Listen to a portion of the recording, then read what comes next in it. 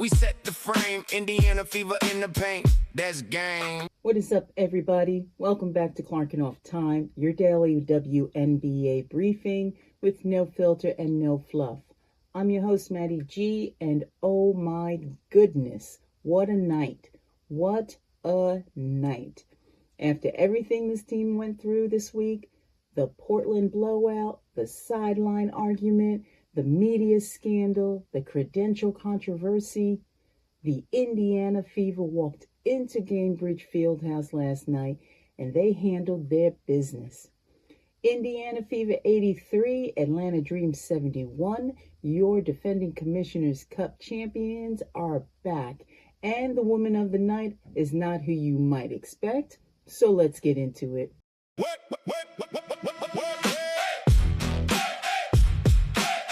Yeah.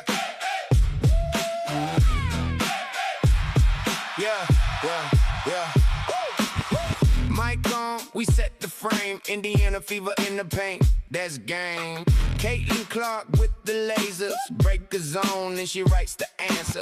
Clip after clip, we break it down. Every pull up got the whole room loud. Feet set, eyes up, ice in the vein. One deep look and she bends that lane. Run it back, watch that play. One more pass and they can't stay. Edge to edge, that zip, that spark. Feet on fire when she hits that arc. Indiana fever, say the name. Caitlin Clark, she brings the flame. Indiana fever, say the name. One more clip and we all go insane. Indiana fever. Indiana fever. Indiana Fever 83, Atlanta Dream 71, final Commissioner's Cup opener. And MaddyG is here to tell you that Kelsey Mitchell was the best player on that floor last night, and it was not close. Kelsey Mitchell finished with 25 points on 11 of 15 shooting. That was a 73.3% from the field. She was unconscious. 3 of 4 of them, 3-point range. She could not miss. And it was not just the volume, it was the timing. Here is the moment that swung this game. Atlanta had come back from a 9-point halftime deficit to actually take a 43-42 lead in the third quarter. Naz Hillman hit a three-pointer, and suddenly the Dream were ahead. The crowd got quiet, the Fever looked vulnerable, and that is when Coach Stephanie White called timeout. When play resumed, Aliyah Boston blocked a shot. Clark hit a three-pointer to put Indiana back up. And then Kelsey Mitchell went on a 11-point run by herself. 11 consecutive points for the Indiana Fever. She converted Lexi Hall's block into a layup, then another basket, then another, and just like that, the lead went from 1 point to 15 points. Game over. Atlanta never recovered. That is a clutch basketball. That is a player who rises when her team needs her most. And here's the cherry on top. With those 25 points last night, Kelsey Mitchell officially crossed 5,000 career WNBA points.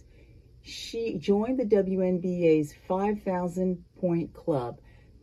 That is a milestone. That is historic achievement, and Kelsey Mitchell deserves every bit of recognition for it.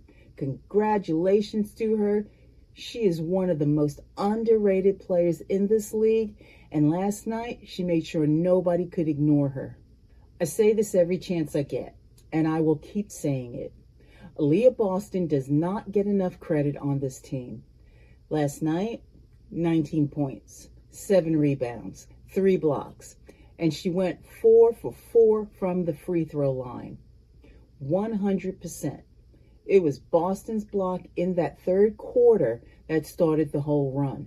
She set the tone defensively and offensively, and somehow she is still not getting the national attention she deserves.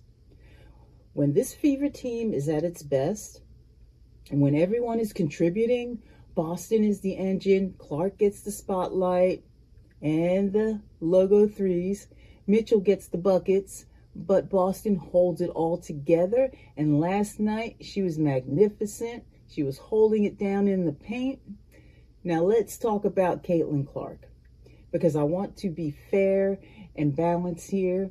Clark had 17 points, 8 assists, and 7 rebounds. She drew 10 fouls, 10. She got to the line and created plays all night, but she shot 6 of 17 from the field, 35%.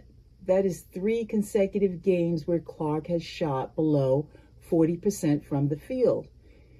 She is getting to the line, she is distributing, she is rebounding, but the shooting efficiency is still not where it needs to be.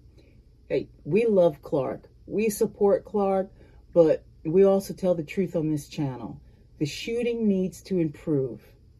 However, we do know that Clark vomited at the half. Clark stated, "I haven't puked that much in a really long time." That's what Clark said. But then I felt fine. I felt light. So I was running around feeling good in the second half. But I feel okay.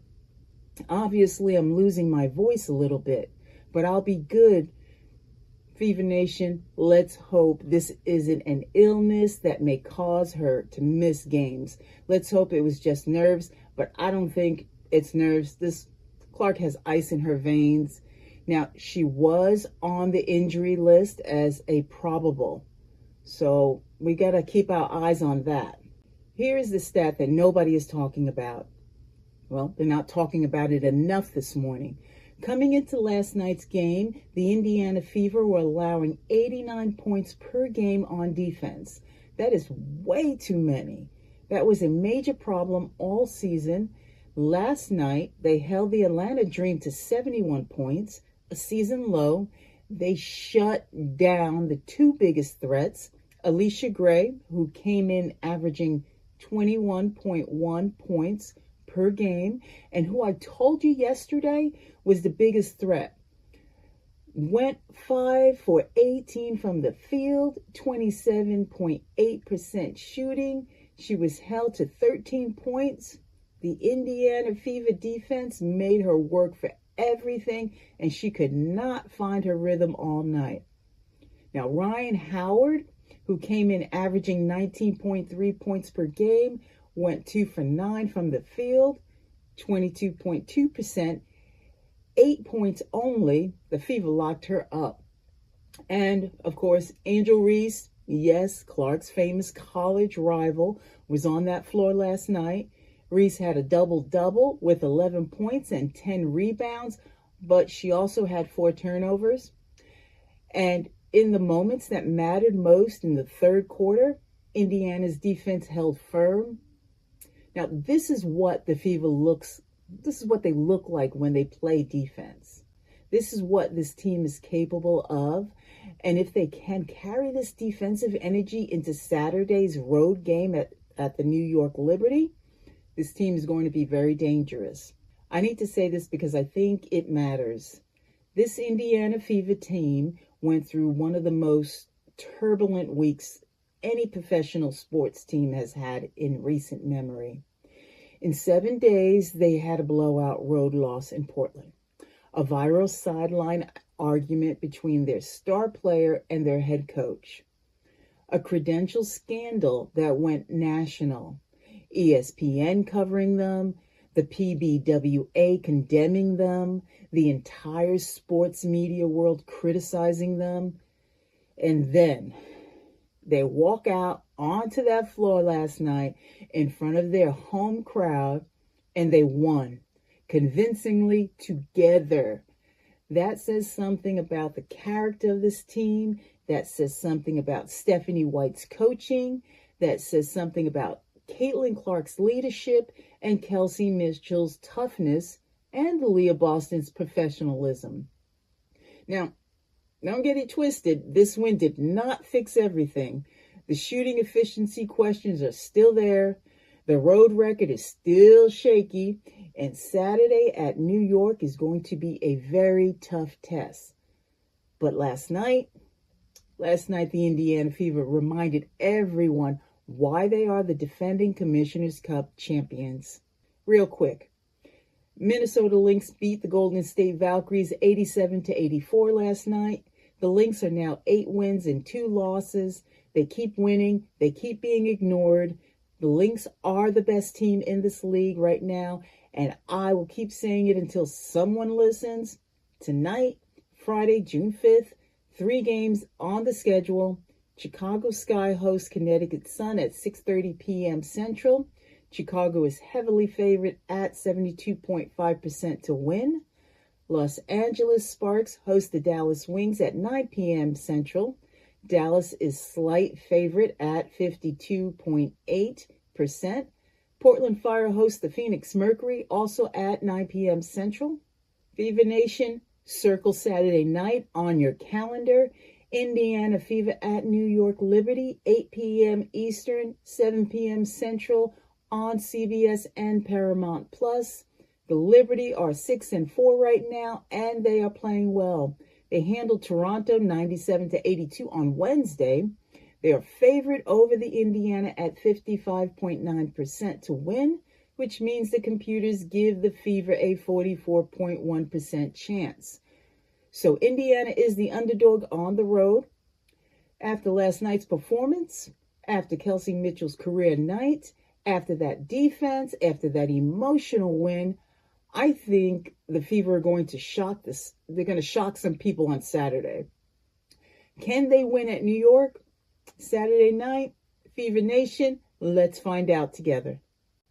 What a week it has been for the Indiana Fever. From the lowest low to a statement win, from media scandals to Kelsey Mitchell joining the 5,000-point club, from questions about team chemistry to dominant defensive performance. This is why we watch. This is why Clarrkin Off Time exists, because this league gives us something to talk about every single day. Subscribe if you have not already. Hit the bell so you do not miss tomorrow's episode. And drop a comment. Who was your player of the game last night? Mitchell? Boston? Clark? Let me know. Until tomorrow, this has been Clarrkin Off Time. Stay spicy.